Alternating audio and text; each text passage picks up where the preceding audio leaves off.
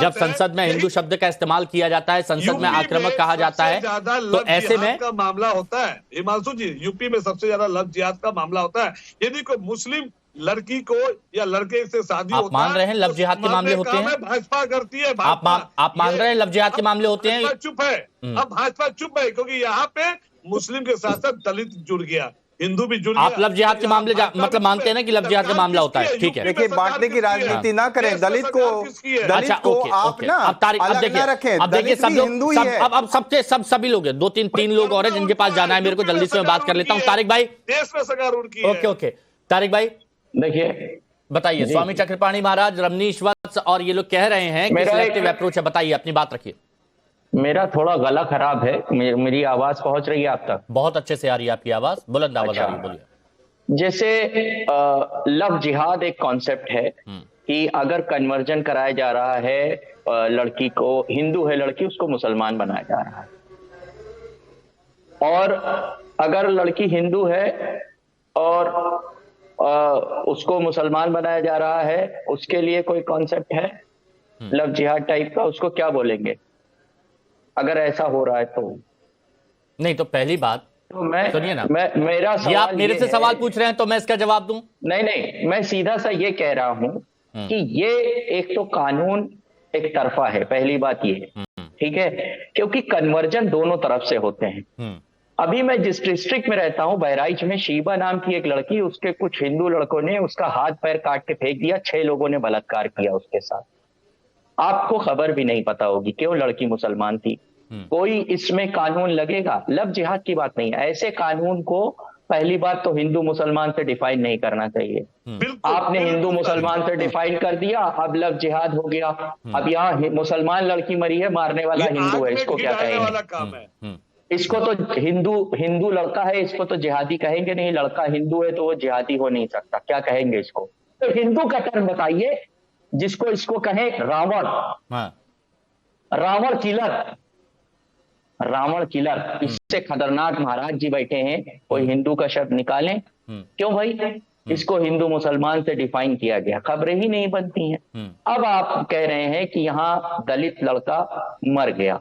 सोनभद्र में एक 8 साल की लड़की का एक टीचर ने बलात्कार किया और वो लड़की कल बनारस में मर गई। 8 साल की लड़की। पता है वो मामला उठ क्यों नहीं रहा है? क्योंकि उसमें धर्म और जाति का एंगल नहीं निकाला जा रहा है। यहाँ हो क्या रहा है? अगर मुसलमान और दलित को लड़ाया जा सकता है, तुरंत ले आओ सामने, लड़ कट के मर जाए, क्योंकि पीडीए का एंगल। भाई अच्छा, शर्म, आप लोग से हाथ जोड़। तारिक भाई एक बात बताइए, कहीं पर कोई अपराध होता है, तारिक भाई कहीं पर कोई अपराध होता है तो वो उठाया नहीं जाता है? चाहे वो बिहार की बात हो, वो बिहार की बात हो, वो उत्तराखंड की बात हो, या फिर उत्तर प्रदेश की बात हो। और अगर उत्तर प्रदेश में अगर कहीं पर अपराध हो रहा है तो सरकार से भी सवाल पूछा जाता है, सरकार से भी सवाल पूछा जाएगा कि ये हो क्यों रहा है। लेकिन आप लोगों से सवाल यहां पर ये है, जैसे आपने बताया ना कि एक मामला वहां पर आया, वहां पर आरोपित कौन थे? हिंदू थे।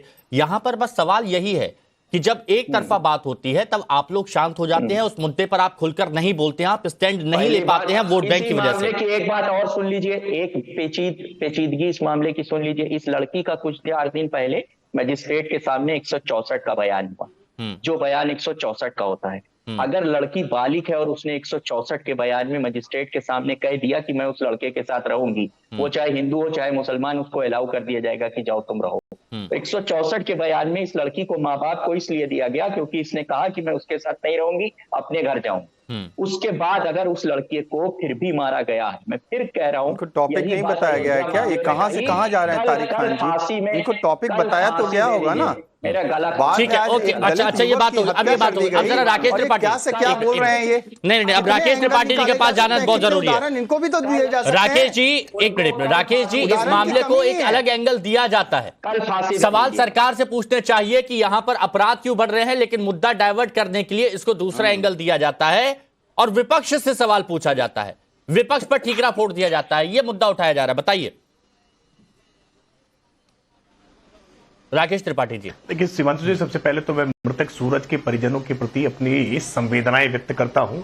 एक दलित युवक की जिस तरह से न केवल हत्या हुई बल्कि समाज को दहशत में डालने के लिए उसके मृत शरीर को जिस तरह से पेड़ पर लटकाया गया है, ये एक वहसियाना तालिबानी संस्कृति का परिचायक है।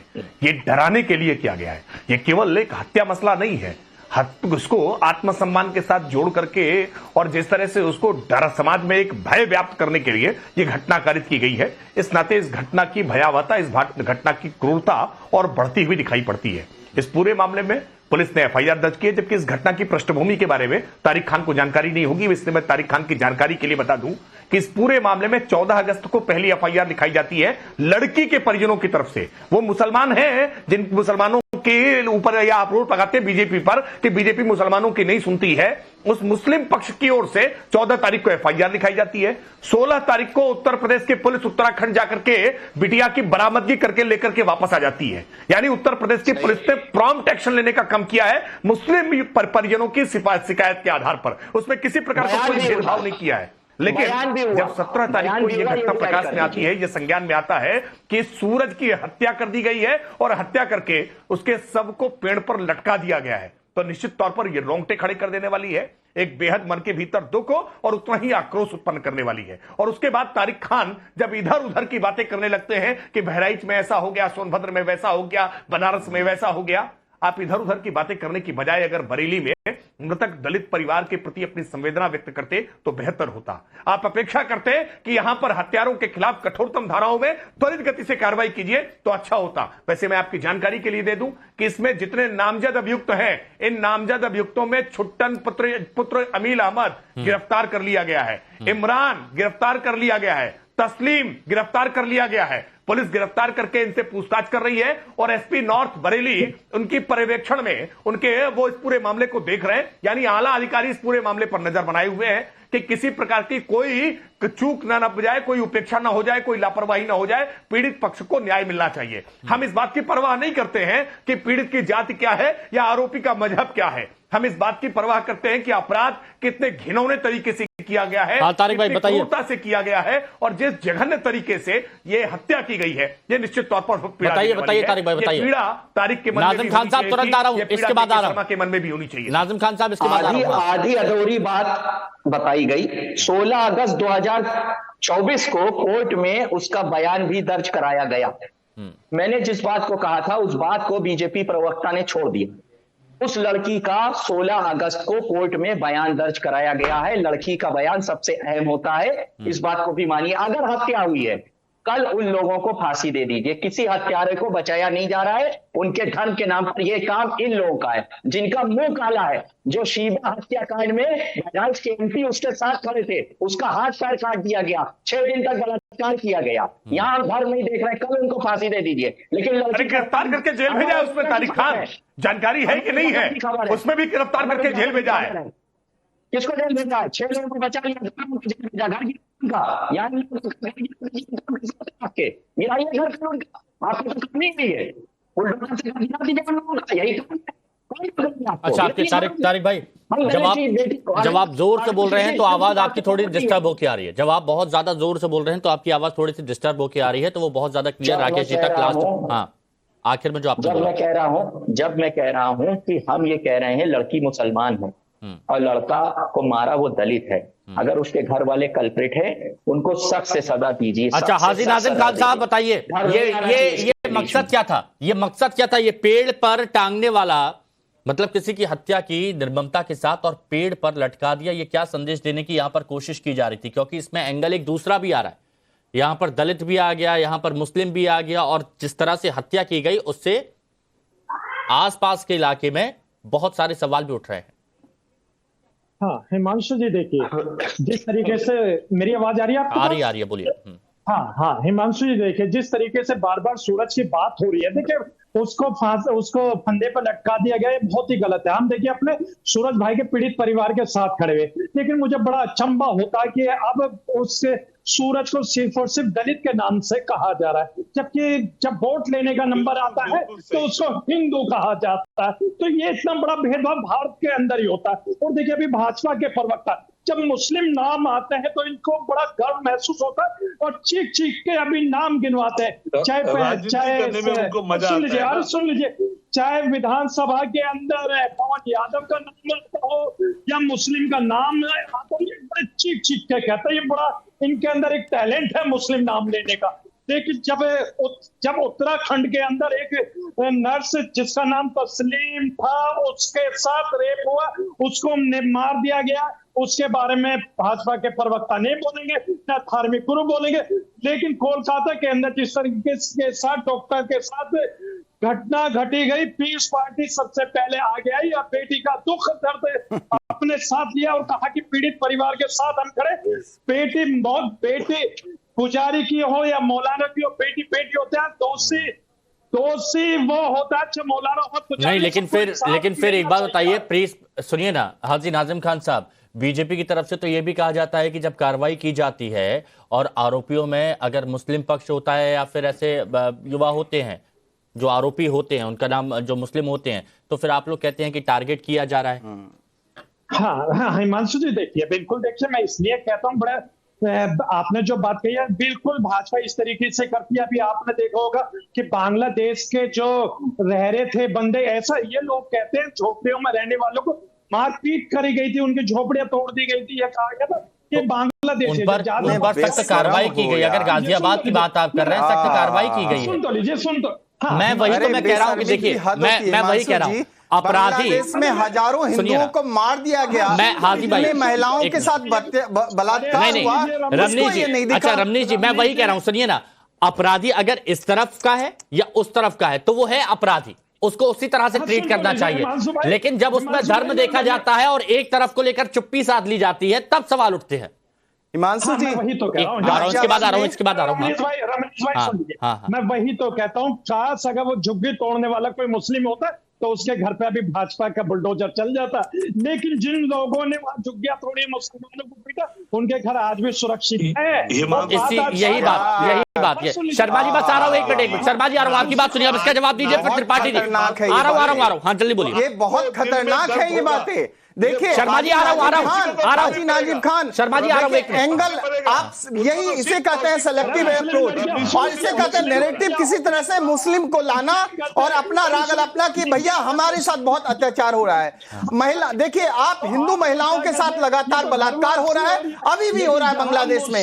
बांग्लादेश हिंदुओं के साथ बांग्लादेश एक भी जवान नहीं आया। गाजियाबाद में जिस लेखन ने घर तोड़ा, हाजी भाई रुकिए, का प्रयास किया, आप देखिए कि पुलिस ने कार्रवाई करी, उसको अच्छा, जेल अभी भी सिलेक्टिव अप्रोच।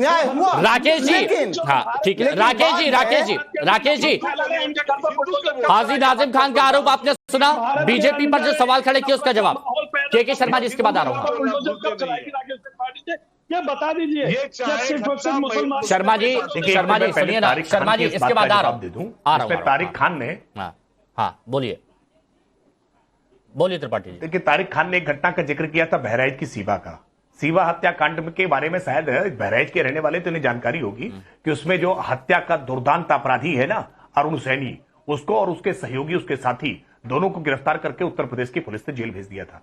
हम इसमें बिल्कुल परवाह नहीं करते हैं कि आरोपी हिंदू है क्या, आरोपी की जाति क्या है, हम इसकी परवाह नहीं करते। हाँ, इस बात को पूरी जिम्मेदारी के साथ कह रहे हैं कि समाजवादी पार्टी के साथ तारिक भाई उठाएंगे सवाल, अपराधी की जाति और मजहब के आधार पर उसका संरक्षण होता था, और मुजफ्फरनगर का दंगा इस बात के लिए बड़ा उदाहरण है, जो सबके हाजिर रुकिए, एक मिनट हाजिर रुकिए, कि कैसे अपराधी दंगाई, अरे आवाज कम करिए हाजी साहब की आवाज कम करिए, ने बाकायदा उनको सरकारी हवाई जहाज से बुला करके मुख्यमंत्री आवास में चाय नाश्ता करा रहे थे। तो इसलिए आपसे सवाल है, हम इस पर स्पष्ट कर रहे हैं कि सूरज की मृत्यु जिस तरह से हुई है, उसकी हत्या जिस तरह से की गई है, इस पूरे मामले के हर पहलू की जांच होगी, और जो आरोपी है, जिन आरोपियों को अभी पुलिस ने हिरासत में लिया है, छुट्टन हो, तस्लीम हो या इमरान हो या बचे हुए आरोपी, ये सब भी जेल की सलाखों के पीछे जाएंगे। और जो तारिक भाई बताइए किया है, जिस अपराध के साथ, तारिक भाई, लेकिन इस पर खुलकर आप स्टैंड लेंगे, मुकम्मल सजा मिलेगी। हाँ बोलिए। शीबा वाले मामले में लड़की मुसलमान है, लड़के हिंदू हैं, तो लव जिहाद तो लगेगा। हिंदू वाले लड़के तो लव जिहाद करेंगे नहीं। यहाँ कौन सा कानून आपने बनाया उनके लिए, या इसको कहेंगे? अरे लव जिहाद है क्या? पहले तारिक खान समझो इसको। अरे नाम गलत तरीके से बता करके, गुड्डू पप्पू बता करके, हाथ में कलावा पहन के, माथे पे टीका लगा करके, अपने आप को पहचान छुपा करके अगर कोई मुसलमान लेकर के जाता है तो लव जिहाद होता है। क्या किसी हिंदू ने, आप बताओ ना, सीबा के मामले में क्या अरुण सैनी के नाम के बारे में जानकारी नहीं थी? क्या अरुण ने अपना नाम शकील या सलमान बताया था क्या? अगर यही केस हिंदू करता है तो उसको क्या कहा जाएगा? लव जिहादी कहा जाएगा। हिंदू भी लव जिहाद कर रहा है। अरे जिहाद शब्द आप कहा, सुनिए ना एक बार फिर से इसको देखिए। जब पहचान छुपा कर ये कहा गया है, ये स्पष्ट कहा गया है, तो ये धोखा कहा जाएगा उसमें। अरे ये जिहाद दिया किसने?